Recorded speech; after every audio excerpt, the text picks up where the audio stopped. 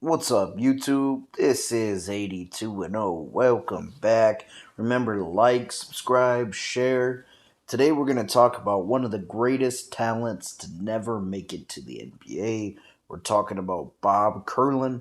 I kind of covered him on my NBA What Ifs, but I wanted to do a full video on him because I don't think he gets enough justice. So here we go. He was born December 23rd, 1924. And he actually passed away not too long ago. He passed away September 29th, 2013. So, why is he important? It's important to understand basketball as, the last 70 years, maybe a little longer. Yeah, last 75 years, we've had big. We've had the Mikens, we've had the Wilts, the Kareems, the Russells, the Shaqs, Jokic. But you got to understand the NBA, or not necessarily NBA, basketball prior to the big man revolution. The NBA, as crazy as this sounds, why do I keep saying NBA? The basketball, as crazy as this sounds, it didn't used to be that if you were tall, you were considered a basketball prodigy. Actually, majority of basketball history, um, this is gonna sound weird, but you were considered weird. It was considered, that a 7 foot person or just a tall person in general would not make a good basketball player because they're too uncoordinated, they're too clumsy. Uh, but it makes sense for them to be taller, closer to the hoop, right? Well, there are two guys that really started this revolution as far as an arms race to get a 7 footer or a big man. That's Bob Kurland and George Mikan. Now, Bob Kurland never played in the NBA, but his impact is much more than I think people realize. So I kind of want to do him some justice here. He was born in St. Louis, Missouri, and he actually went to Jennings High School in Jennings, Missouri, which is right outside of St. Louis. Now, Kurland would go on to go to the University of Missouri, but when Oklahoma A&M played a game at St. Louis University, A&M coach invited Kurland to dinner and offered him a scholarship. Missouri could only offer Kurland a job.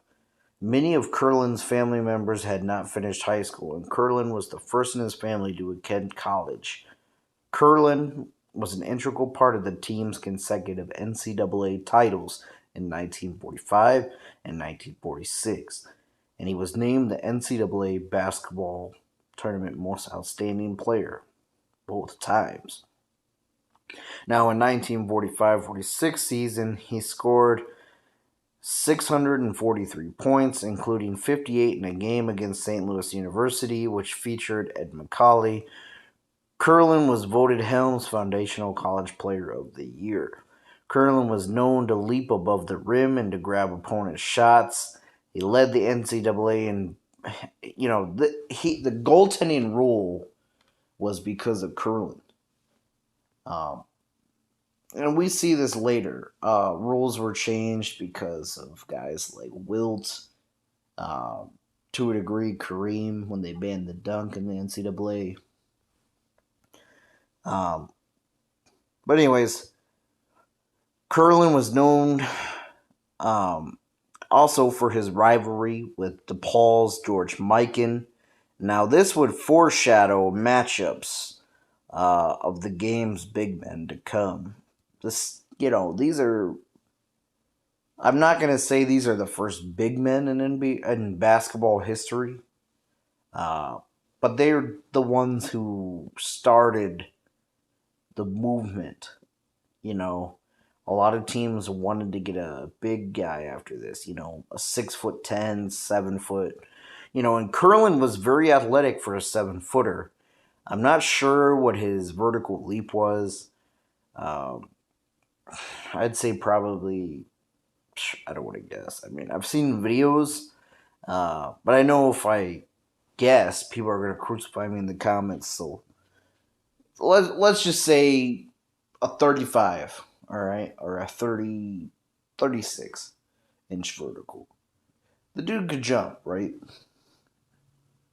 Now, you might wonder why he never went to the NBA. Well, during the time, it was known as the BAA, obviously. It didn't get called the NBA until the BAA merged with the NBL to create the NBA.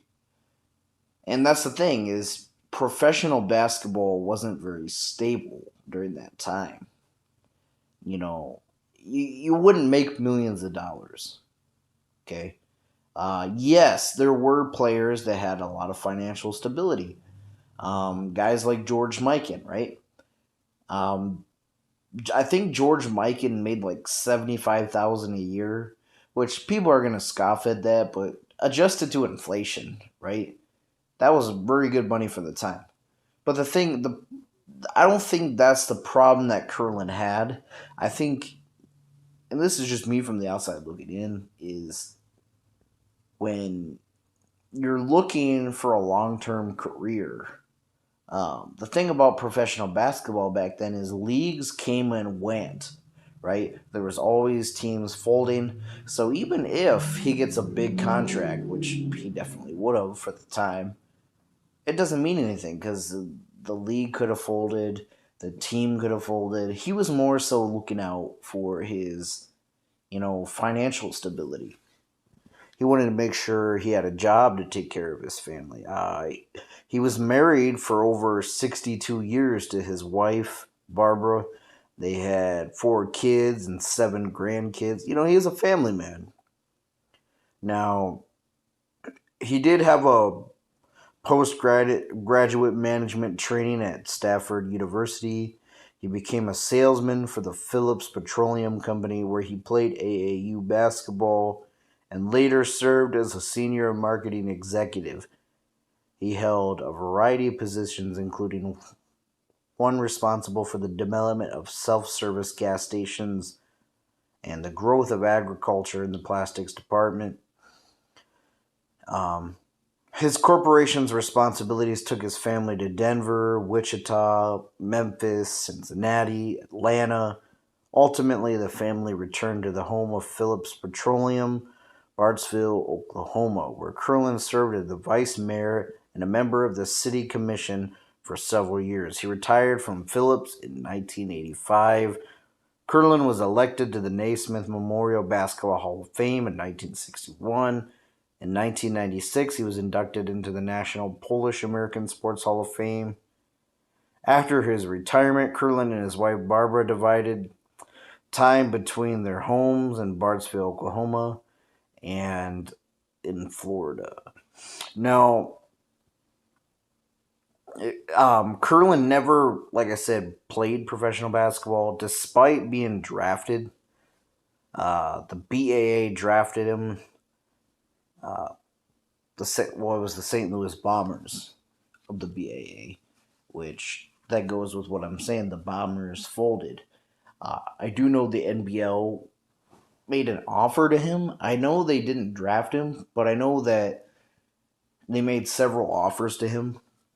But like I said, he just played for the Phillips Petroleum AAU team for the Phillips 66ers, and Kurland played for 6 years with Phillips, winning 3 championships. And that's like a semi-pro basketball league. It's not, NBL level. It's not, I don't know what an equivalent would be. Maybe like, not quite a G League, but think about a rec team, right, in your city. That's kind of the equivalent. But what makes him stand out even more is not just those 3 AAU championships. You're probably like, I don't really care about that. But he also won 3 gold medals for the U.S. Olympics. Because he wasn't a professional athlete, technically, he was able to compete in the Olympics. So In the 1948 Summer Olympics in London, England, he led the U.S. basketball team to a gold medal. He was second on the team in scoring behind Alex Groza, and the U.S. defeated France in the gold medal game 65-21. And in the 1952 Olympics in Finland, Kurland carried the U.S. flag in the opening ceremony, and he was again a dominating force at center, and they defeated the Soviet Union 36-25. So let's talk about his accolades, right? Like I said, three-time gold medalist, right? He was a three-time consensus All-American, first-team All-MVC in 1946, two-time NCAA Final Four Most Outstanding Player, 45-46, two-time NCAA champion, 45 and 46, six-time AAU All-American. Like I said, the three AAU championships. Now, college basketball obviously today is popular, but in those times, college basketball was actually more popular than the pros. So he was a celebrity in his time. People knew who he was. And chances are people watching this who are not diehard fans or, you know, maybe stumbling upon this, they probably never heard of him. But chances are, if you're a basketball fan, you're from Oklahoma, chances are you heard of him. And he, despite never playing in the NBA, he definitely changed the game as far as his height goes. He proved that him and George Mikan proved that big men are essential to the game. They changed the game in that aspect. So he definitely deserves respect. He definitely deserves to be in the Hall of Fame. Now, if he was in the pros, you never know. He might have taken a championship or two from Mikan.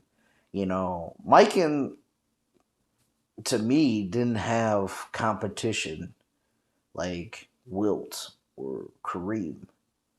You think of the Russell versus Wilt. You think of Kareem battling Chamberlain early in his career. But who did George Mikan have?